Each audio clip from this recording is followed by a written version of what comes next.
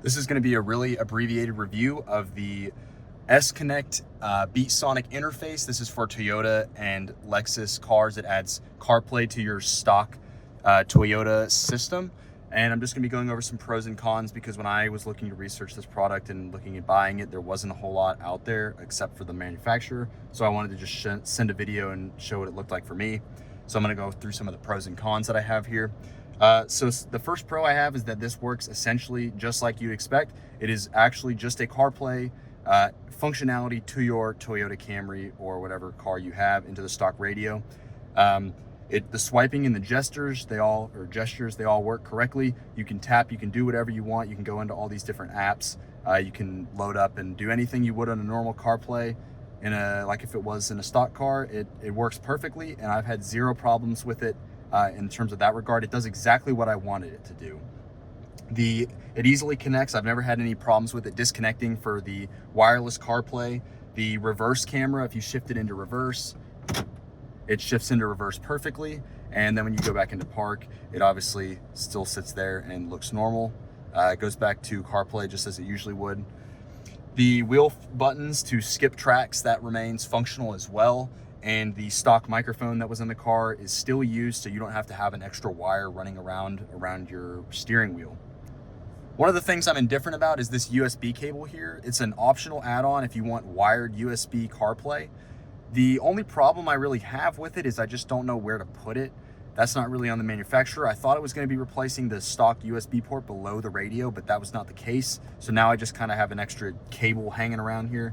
And if you want to make it clean, you have to obviously drill a hole somewhere in the car or just put it somewhere. So that one's I'm kind of indifferent about. I like that it works, but I just don't know where I'm going to put it.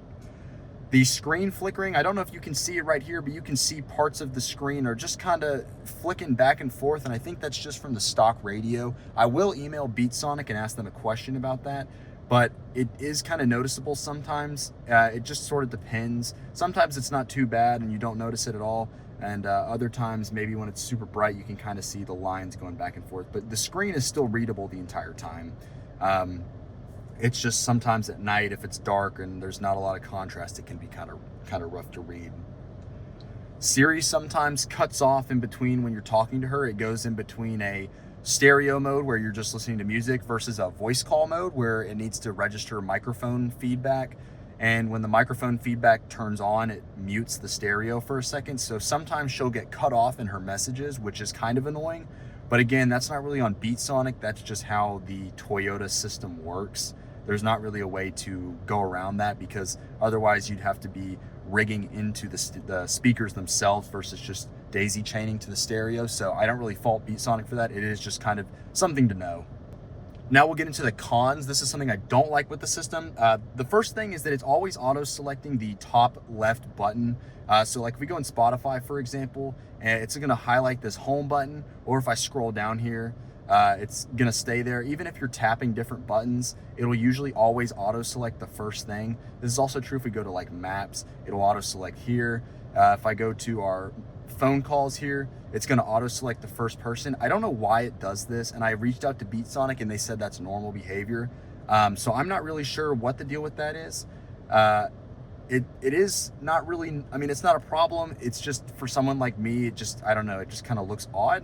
But again, it's not groundbreaking or anything. It's just sort of something to look at. Another thing too is that the CarPlay system doesn't come up automatically. So what you have to do is hold down the end call button, and it will actually switch between the stock stereo that Toyota gives you and between CarPlay, which again, not a huge deal. It takes 1 second.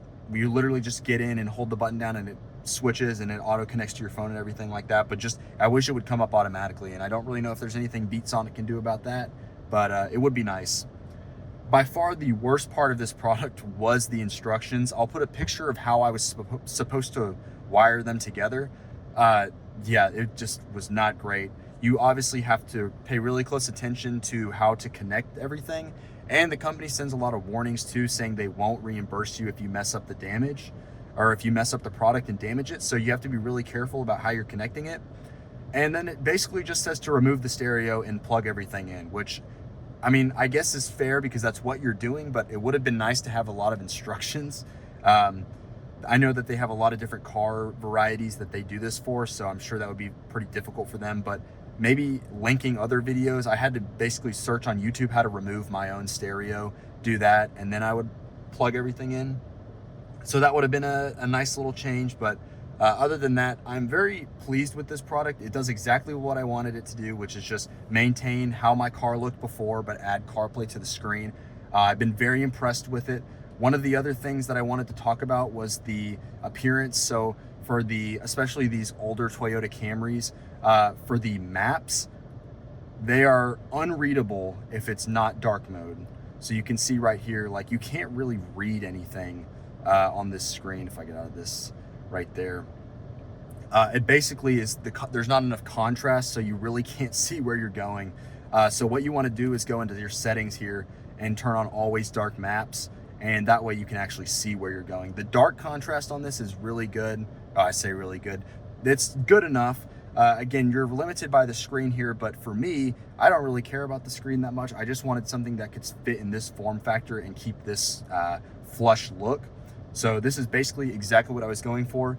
If you have any more questions, feel free to leave a comments and I might try to get back to them. But yeah, this is great. If you're looking for a CarPlay system for your Camry that you want to look exactly like the stock car, this is pricey. There are a couple of alternatives out there that I know of. I don't know much information about them, but I'm overall very pleased with this product, and I'm glad that I got it.